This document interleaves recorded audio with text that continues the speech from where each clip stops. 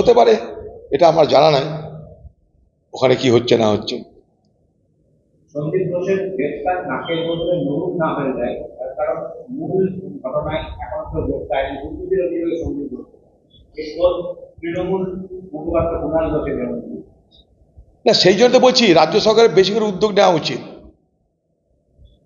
রাজ্য সরকার মমতা ব্যানার্জি বলেছিলেন 7 দিনের মধ্যে সব বার করে দিবেন, রবিবারের মধ্যে সব বার করে দিবেন।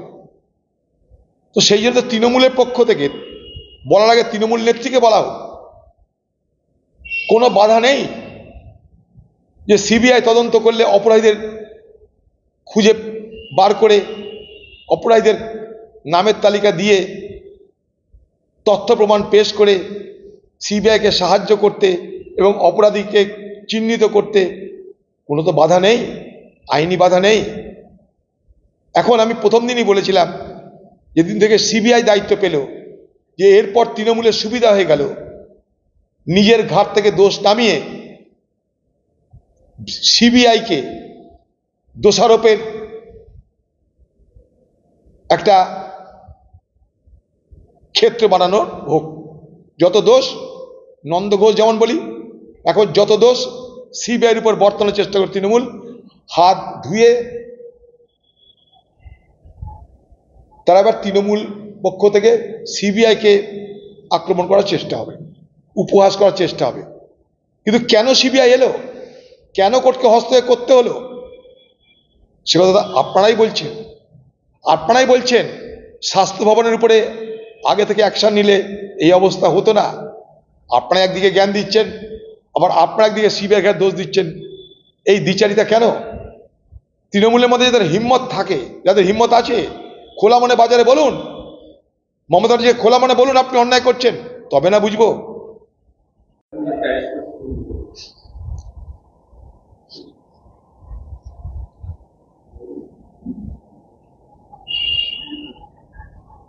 जांच के दौरान सीबीआई के हाथ में शायद ऐसा कोई तथ्य सबूत आए होंगे जिसके बजाय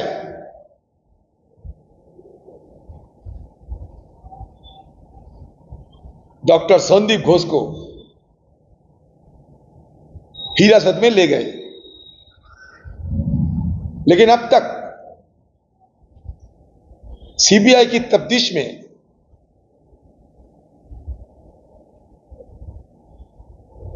असली खूनी कौन है,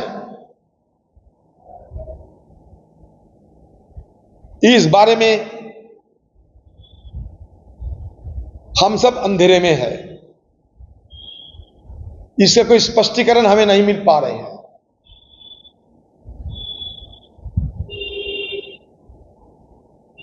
भरोसा हम जताते हैं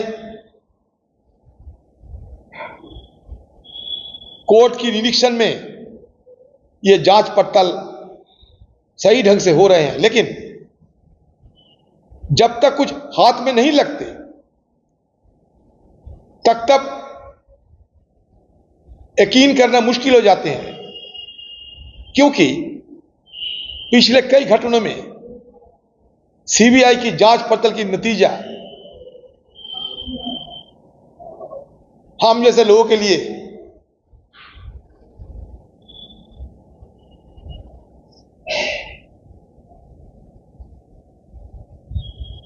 कोई नए दिशा दिखा पाए हैं। ऐसा ना हो कि ये जांच पड़ताल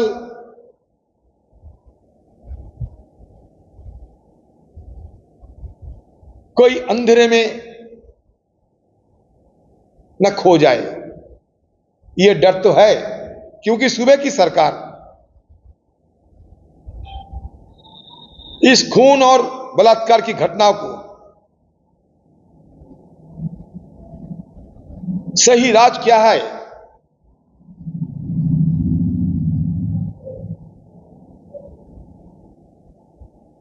इसके लिए जरा सा भी मदद नहीं करेंगे।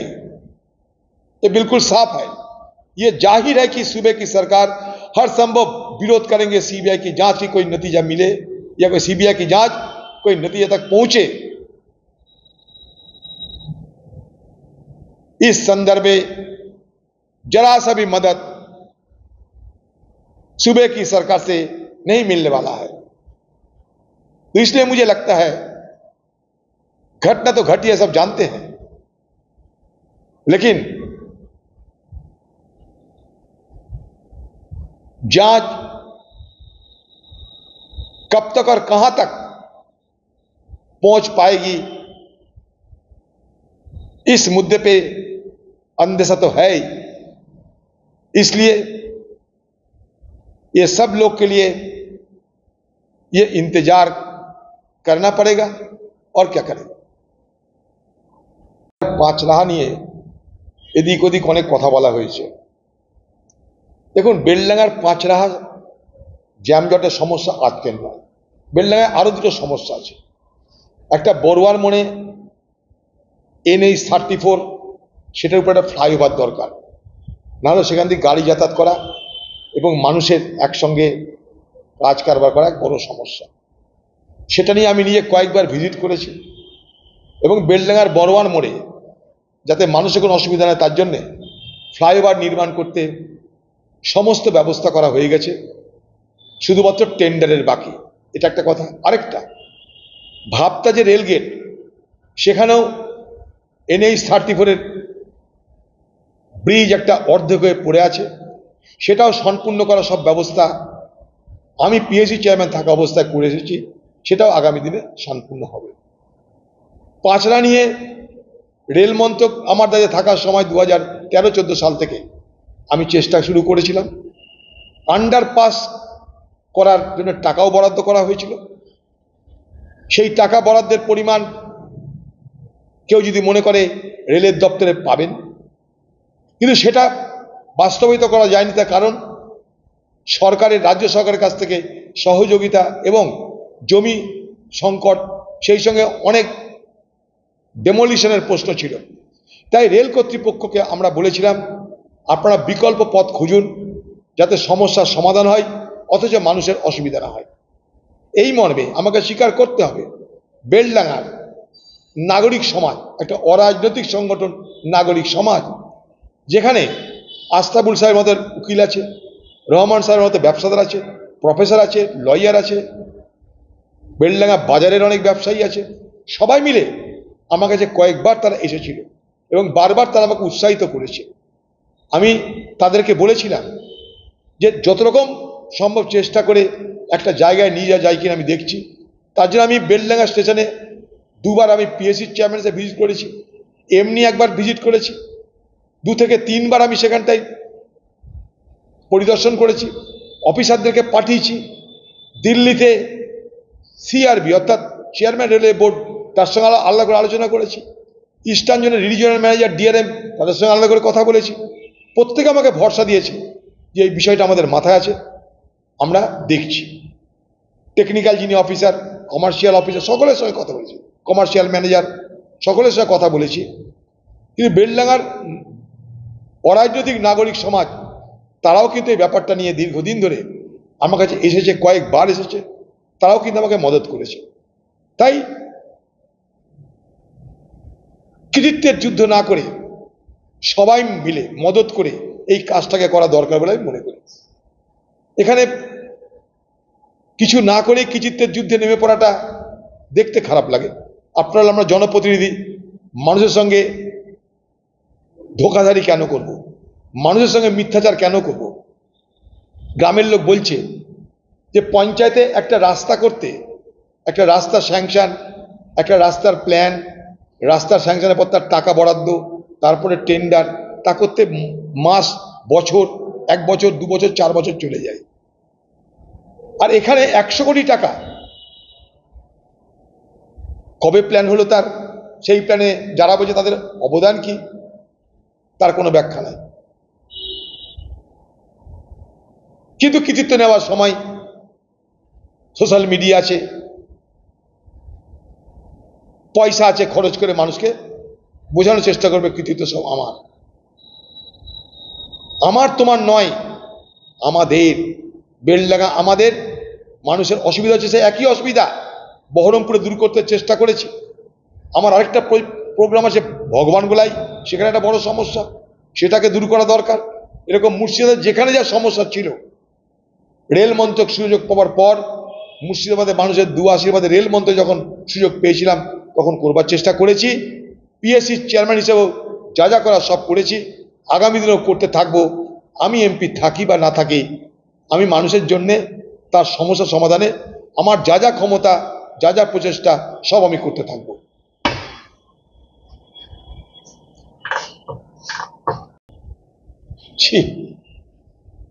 আমি সেদিনকার শ্যামবাজারে বলেছিলাম, এই বাংলায় দেবী দুর্গার পুজো হয় আর জ্যান্ত দুর্গা ধর্ষিতা হয়। এই বাংলায় দুর্গার প্যান্ডেলের জন্য 85,000 টাকা করে বরাদ্দ করা হয়,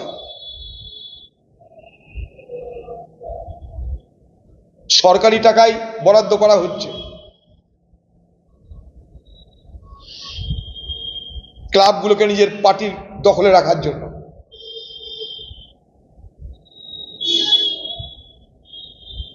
সরকারি টাকা মানে আমার আপনার টাকা। দুর্গাপুজোকে নিয়ে রাজনীতি হয় এখানটায়, দেবী দুর্গার পুজো হয় না। দেবী দুর্গাকে রাজনীতির হাতিয়ার করা হয়।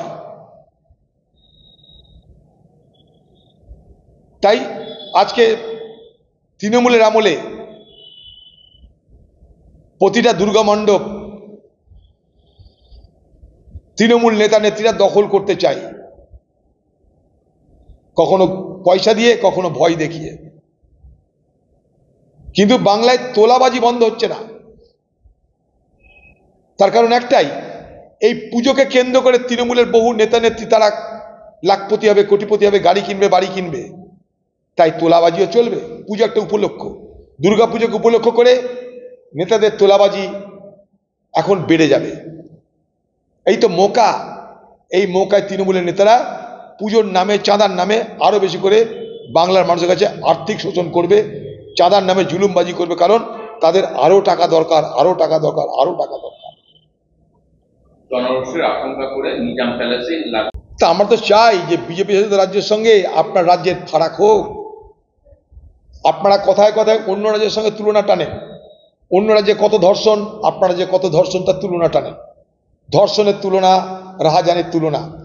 আমি আপনাদেরকে একটা কথা বলতে চাই, বঙ্কিমচন্দ্রের কপাল কুণ্ডলা পড়ে দেখবেন, সেখানে বঙ্কিমচন্দ্র লিখছেন, তুমি অধম হলে আমি কি উত্তম হইব না। তাই কথায় কথায় তুলনা না টেনে নিজেদেরকে উদাহরণ করে যাতে অপরে আপনাদের সামনে রেখে তুলনা করতে পারে। আপনাদের কথার কোনো মূল্য আছে বলে আমার জানা নাই। কারণ এ বাংলা স্বৈরাচারীদের বাংলায় রূপান্তরিত হয়েছে। তার মধ্যে গুটি কয়েক সাধু মার্কা কথা বললে আমরা কেউ খুশি হই না। কারণ এগুলো সবই ভাঁওতাবাজি, এগুলো সবই ঢপের একটা মিথ্যার আরেকটা বেশ্যাতি করা, মানুষকে স্তব বাক্য দিয়ে বিভ্রান্ত করা। তৃণমূল একটাই দল, অথবা তৃণমূল বিভাজিত দল। বলে দিন যে আপনি তৃণমূলের নেত্রীর কথা মানছেন না, বলে দিন। আপনি বলে দিন যে আগামীতে তৃণমূল নেত্রীকে সরিয়ে আমি বাংলার মুখ্যমন্ত্রী হব, আমি সবাইকে সুশাসন দেবো, বলে দিন। তাও বলতে পারছেন না। দুর্ভাগ্য এটা। জনপ্রতিনিধিরা কি করে সব কথা বলে কে জানে। কখনো এমপি বলছে, কখনো এমএলএ বলছে, গালাগালি দিচ্ছে। কেউ মহিলা, কেউ তাদের ঘরে বউ বাচ্চা আছে, কেন এরকম পারে তারা কে জানে। তাদের রুচি কোথায় নেমেছে আমার দেখে অবাক লাগছে। এত কুরুচি হবে কেন আপনাদের? আপনারা জনগণের নেতা হয়েছেন, জনপ্রতিনিধি হয়েছেন। আমি এই ধরনের জনপ্রতিনিধিদের মুখ থেকে যা ভাষা বার হচ্ছে, যে ভয় ভীতি প্রদর্শনের চেষ্টা হচ্ছে তৃণমূল নেতাদের পক্ষ থেকে, তার বিরুদ্ধে আমরা কেউ বসে থাকছি না, আমরা সবাই লড়াই করছি। আজকে জুনিয়র ডাক্তার একা নন, বাংলার নারী সমাজ একা নয়, সবাই মিলে আমরা লড়বো, সবাই মিলে আমরা প্রতিবাদ করব। বাংলার বিবেক আপনাদের সঙ্গে আছে। বাংলায় বিবেকের জাগরণ হচ্ছে, বাংলায় এই মুহূর্তে বিবেকের জাগরণ হচ্ছে। রাজনৈতিক লাভালাভ আপনি দেখছেন, রাজনৈতিক ধান্দাবাজি মমতা ব্যানার্জি আপনি করছেন, কেউ করছি না, আমরা কেউ করছি না। বাকি কে করছে জানি না। কংগ্রেস পার্টি কোনো রাজনৈতিক ধান্দাবাজির জন্য সমর্থন করছে না এই আন্দোলনে। শ্যামবাজারে মোড়ে দাঁড়িয়ে কথা বলেছি, আজও বলছি।